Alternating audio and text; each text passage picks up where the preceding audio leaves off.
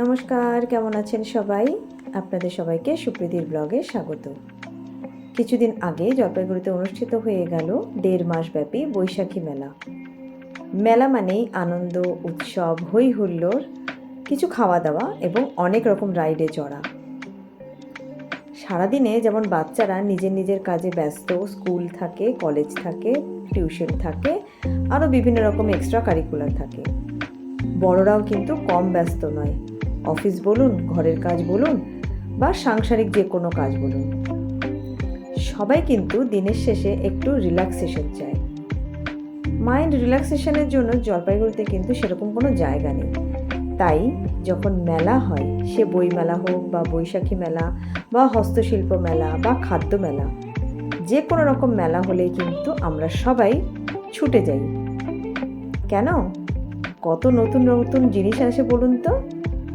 বিভিন্ন খাবারের দোকান, বিভিন্ন সাজাগোজার জিনিস, কিছু ঘর সাজানোর, কিছু নিজেকে সাজানোর, নানা রকমের ব্যাগ, গয়না, আর তার সঙ্গে রয়েছে রাইড, যেটা বাচ্চাদের ভীষণ পছন্দ। আমার কিন্তু ভাই নাগরদোলাতে ভীষণ ভয় করে, আমি তো চড়িনি। আশা করি অনেকেরই নাগরদোলা পছন্দ, তারা তো খুব এনজয় করেছেন। দেখুন, পপকর্ন হচ্ছে, দেখেই মনে হচ্ছে না একটা প্যাকেট নিয়ে নিই। বিভিন্ন রকম আচারের সম্ভার রয়েছে, কিছু চকলেটস রয়েছে, কিছু চিপসও রয়েছে, আর রয়েছে হরেক মাল 20 টাকা, 100 টাকা, নয় 50 টাকা, বিভিন্ন প্রাইজের রয়েছে। এখন অবশ্য 10 টাকায় কিছুই পাওয়া যায় না, খুব যদি কম হয় তাহলে 20 টাকা। তবে মেলাতে একটা জিনিস আমার খুবই ভালো লাগে, যে মেলাতে কিন্তু আমরা কিছু আননোন জিনিস পাই। ধরুন আমার একটা জিনিসের খুব প্রয়োজন, কিন্তু আমি মার্কেটে পাচ্ছি না, ঠিক কোনো না কোনো মেলাতে সেটা আমি পেয়ে যাই।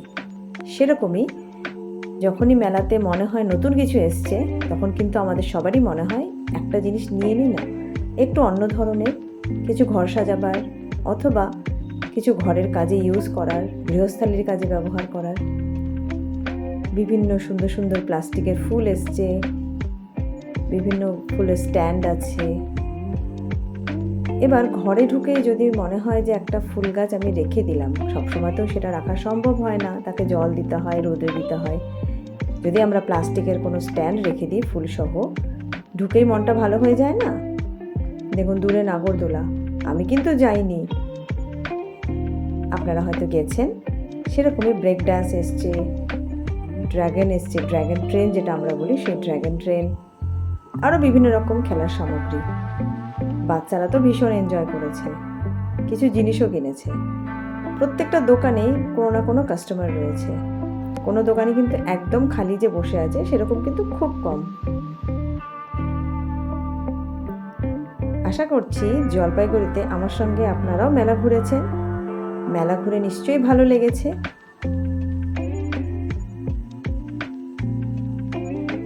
আপনারা আমাকে একটু বলুন তো, কারা কারা মেলায় গিয়ে সাজগোজের জিনিস কেনেন? আমি তো খুব কিনি,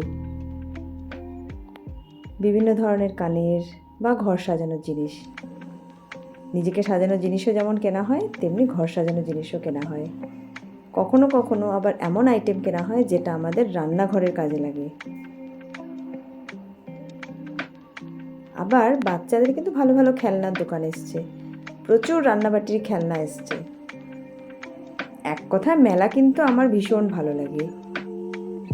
এইটুকু পর্যন্ত দোকান, এরপরে রয়েছে খাবার দোকান এবং বিভিন্ন রকমের রাইড। আপনারা তো সবাই জানবেন, রাইড এবং খাবার দোকানগুলো সব পেছনেই থাকে। বিভিন্ন রকমের রাইড এসছে, বাচ্চারা এনজয় করছে। আমি কিন্তু চড়িনি, কারণ আমার ভয় করছিল, সেই জন্য আমি চড়িনি, কিন্তু খেয়েছি কিছু। আশা করব আমার সঙ্গে আপনারা মেলা ঘুরে আনন্দ পেয়েছেন। এরকমই যদি আপনারা আমার এরকম ব্লগ আরও দেখতে চান, সুপ্রীতির ব্লগকে সাবস্ক্রাইব করে রাখবেন। আর আমার যদি ভিডিও আপনাদের ভালো লাগে, লাইক এবং শেয়ার করে রাখবেন। আপনাদের সঙ্গে আবার আমার দেখা হবে সুপ্রীতির নেক্সট ব্লগে। Bye bye, take care.